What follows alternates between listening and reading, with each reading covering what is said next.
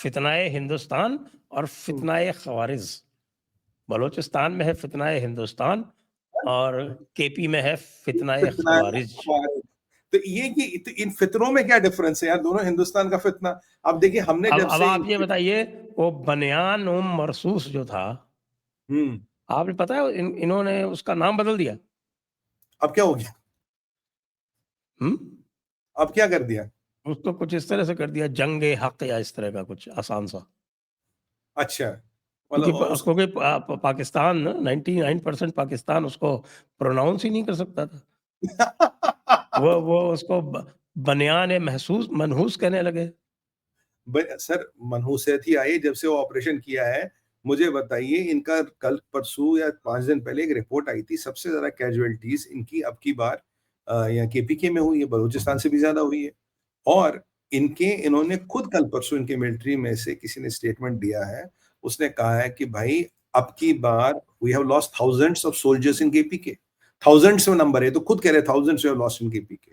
ये तो भाई वो बनियान महसूस मकसूद जो भी लगाया था, वो तो लोग तो मजाक बनाएंगे ना उसका, तो इसलिए उन्होंने कहा जंग करेंगे। अब ऐसे में ये मुल्ला मुनीर गायब है।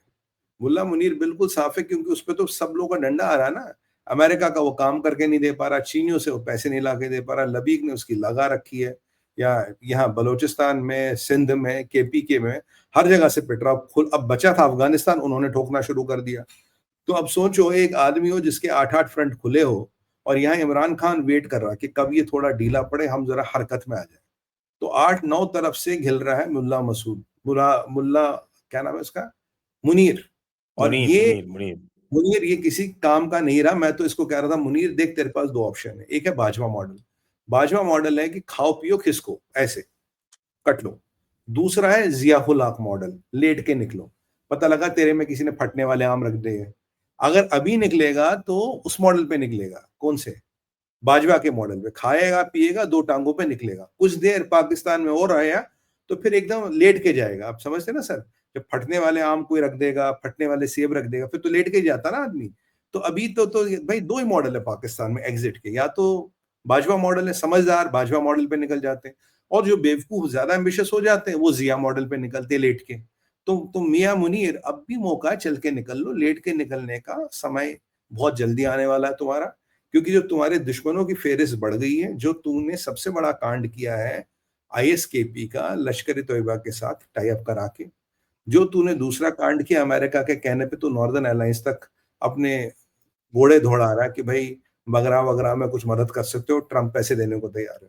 ये तो फंडामेंटली अगेंस्ट गया ना। ये तो इंडिया के अगेंस्ट भी है, ये रशिया के इंटरेस्ट के अगेंस्ट भी है, और ये हरे के तालिबान के इंटरेस्ट के अगेंस्ट भी है। अगर तू ऐसे काम करेगा भाई, तेरे का तेरा ठुकना तो मतलब बट नेचुरल सी बात है, उसमें तो कोई रोक ही नहीं सकता।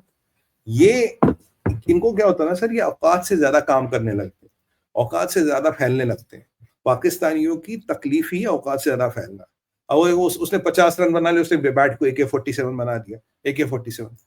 तो मतलब खून में मतलब औकात से ज्यादा फैलना। अबे तू एक बाप की औलाद है, AK-47 लेके आ जाना बॉर्डर तक। मैं तो कई बार इन्विटेशन दे चुका हूं उससे। मैं कहा तू अगर तेरा बाप असली है, तू बस एक बार AK-47 लेके बॉर्डर तक आ जा। मैं तो टीवी पे भी बोल दिया, मैं कहा भाई गॉड वापस नहीं जाने देंगे तुझे, एक बार आ जा, वापस नहीं जाएगा, तेरी हसरत वहीं पूरा कर देंगे।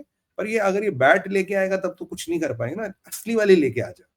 तो जिसको जहादी बनना है, जिसको जिसको जन्नत जाना, तो आ जाओ ना यार, बॉर्डर पे आ जाओ एक लेके। मिलती तो वहां खूब है, कोई दिक्कत तो है नहीं, ऐसा तो है नहीं मिलती नहीं है, खूब मिलती। आ जाओ, देखते तुम में कितना दम है। पाकिस्तानियों की औकात यही है कि वो ज्यादा फूलते हैं, ये भोंकते ज्यादा है, काटते कम है। ये भोंकने वाले कुत्ते काटते नहीं है। बस ये है कि अभी इनको थोड़ा नजला हो गया था कि क्या ट्रंप के साथ 1-2 लंच वंच कर लिए। आप देखिए पीछे ट्रंप को पसली पोर्ट दे रहा था।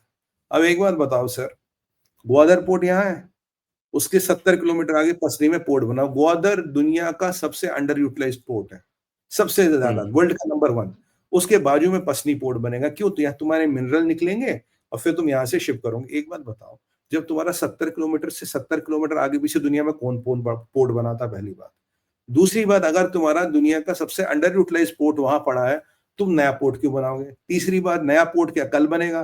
तुमने क्या मिलियंस ऑफ टन्स निकाल दिए मिनरल के, जो वो पोर्ट हैंडल नहीं कर पा रहा, दूसरा पोर्ट बनाना पड़ेगा।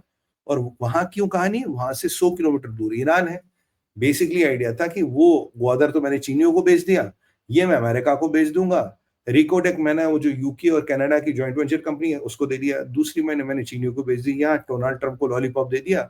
और ईरान का घेराव, ईरान को घेराव करने का ऑप्शन पसनी से ये मैं अमेरिका को राइट भेज दूंगा। मतलब आज वो ऐसा है कि मतलब पाकिस्तान को टुकड़ों टुकड़ों में बेच रहा है कि टोपी इसको बेच दूं, चप्पल इसको बेच दूं, जूता इसको बेच दूं, जो आके पैसे दे उसको बेच दूं। अब ये तो वहां नजारे हो रहे हैं, ये तो वहां ड्रामेबाजी हो रही है।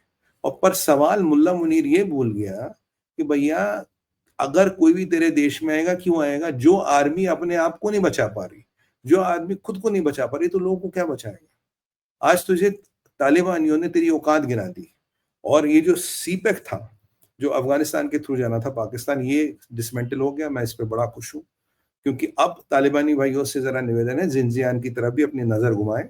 वहां भी बड़ा अत्याचार हो रहा मुसलमानों के प्रति, आपको उस पर जरा बोलना चाहिए और उस पर कुछ कार्रवाई करनी चाहिए। क्योंकि आज देखिए सर, अगर आप पीछे की 10 दिन की डेवलपमेंट देखिए, 7 दिन की, Russia is back into business. Russia बहुत एक्टिव हो गया है अफगानिस्तान को लेकर। लावरोव ने तो मीटिंग भी बुलाई थी और हमारा परमानेंट रिप्रेजेंटेटिव भी वहां बैठा था। हम एक्टिव हो गए हैं, right? Taliban is activated because of this Khorasan वगैरह वाला लफड़ा। अमेरिका उसमें घुसना चाहता है, वॉन्ट्स टू एंटर अगेन। हम मतलब India, China, America and Russia all want to enter Afghanistan. Plus आपका आईएसआई वहां पे ऑलरेडी है। फिर अंदर दो फैक्शंस, एक हकानीस प्रो आईएसआई, फिर एक कंधारीस। तो यहाँ पूरा अभी जियोपॉलिटिकल प्ले बन रहा है। और नॉर्दर्न अलायंस अभी जिंदा खत्म नहीं हुई, northern alliance is still a potent force. तो अब यहाँ देखना है कि हम, अगर आप हमारी स्ट्रेटजी देखें, हम रशिया के साथ मिलके बहुत टेंडमली, बहुत शांतिपूर्वक काम कर रहे हैं, ताकि हम अमेरिका और चाइना के इंटरेस्ट को बाहर रखें। बाकी चीनी तो बिजनेसमैन है, उन्हें कोई फर्क नहीं पड़ता सत्ता तो में कौन बैठा है, चीनियों ने जो तो बात हाथ मिला लिया ना आपसे।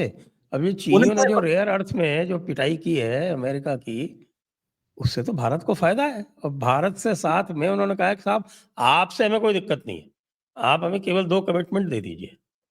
नंबर 1 कि हम जो आपको रेयर अर्थ देंगे वो अमेरिका में रीसेल नहीं होगा। हम्म, इसमें भारत को क्या परेशानी है? बिल्कुल नहीं होगा। परेशान, हमें क्या हुँ। जरूरत है? और दूसरी चीज़ ये कि जो हम जो आपको रेयर अर्थ्स देंगे, उसको आप डिफेंस में यूज़ नहीं करेंगे। इसमें भी क्या दिक्कत है?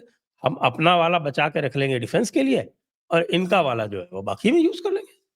क्या प्रॉब्लम है? सर अमेरिका भाई जो ये चीनी हमें तो चाहिए ना भाई, चिप्स के लिए चाहिए, हमें ऑटोमोबाइल्स के लिए चाहिए, उसमें चाइना का यूज़ कर लेंगे। जो हमारा वाला है वो हम उसको डिफेंस अपनी में जगह यूज़ कर यूज लेंगे। करना, जहाँ यूज हाँ, करना। जहाँ और यूज़ करना। ये देखिए ना, चाइना ने तो दोहरी मार मारी ट्रम्प को। एक तो देखिए, जब उन्होंने रेयर अर्थ खोल दिया, उन्होंने उस पर लाइसेंस कर दी।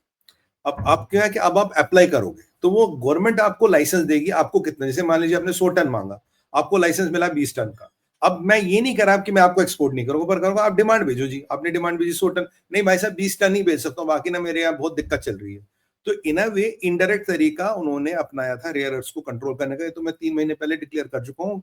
अमेरिका, चाइना लाइसेंस लाया, और लाइसेंस में वो तकलीफ में लाएगा लोगों को, वो लाया, पहली बात। और जो नहीं, नहीं चाइना उसका ने, वैसे वो अमेरिका ने भी उसका इलाज निकाल लिया है। वो 2-4 ब्रीफकेस मँगा रहे हैं पाकिस्तान से। अच्छा, वो मुनीर लेके आ रहा पर्सनली डब्बे, ये लो सर, पान पान का डब्बा खोलेगा, ये लो, ये लाया। और ये देखिए आप, जो चाइना ने एक और काम किया सर, ये जो ट्रम्प की कॉन्स्टिट्यूंसी थी सोया वाली, जो सोया लेना बंद कर दिया इनसे, ट्रम्प के जो मागा वाले लोग हैं 4-5 स्टेटों में हिले पड़े सोया फार्मर कि भैया हमारा सोया खरीदेगा कौन? तो ये तो चीनियों ने इसको जरा हटकाया। अब कह रहा चाइना पे 100% टैरिफ लगाऊंगा, ये लगा। और जब ये उसने खबर आई परसों सर, आपने देखा होगा अमेरिकन स्टॉक मार्केट से $1.65 ट्रिलियन उसी दिन उड़ गया, सेम नाइट। $1.65 ट्रिलियन का चपत उसी दिन लग गई अमेरिका को। तो ये ट्रम्प को जरा बता दे उसकी ये नीति। और आप देख रहे हैं मिडिल ईस्ट वाला अकॉर्ड वकॉर्ड तो खैर तेल लेने गए, ये तो हवा में उड़ ही गया, वो तो अलग बात है। अरे भाई लोग पूछ रहे हैं सऊदी से कि भाई ये अफगानिस्तान ने हमला कर दिया, अब हम्म। तुम क्यों नहीं आ रहे हो? तो उसने जो है उसने कहा, स्टेटमेंट कर दिया कि आप लोग कृपया लड़े झगड़े नहीं लीजिए। क्या किया देखिए जाएगा? अब सबसे बड़ा इंपॉर्टेंट पॉइंट है आपका वैलिड, भाई अगर सऊदियों, अब पाकिस्तान पे हमला हो गया तो सऊदियों को तो आना चाहिए। War on one is war on others. वो तो इनफैक्ट वो तो सऊदी, ईरान और कतर तो कह रहा कि आप संयम बरतें, आप डेस्केलेट करो। जबकि तालिबान ने तो खुद बोल दिया, बोला भाई आज की हमारी कार्रवाई खत्म है, अगर फिर हमारी सॉवरेंटी वायलेट की, हमें छेड़ा, फिर आके और ठोकेंगे, इससे ज्यादा ठोकेंगे। तो सऊदियों को तो जहाज भेजने चाहिए, सऊदियों को तो आना चाहिए ऊंट पे बैठ के लड़ने पठानों से। ये तो गलत बात है वैसे। मतलब पाकिस्तान मारे तो हम लड़ने नहीं आएंगे, पाकिस्तान की पिटाई करो तो हम लड़ने नहीं आएंगे, ये बहुत गलत है।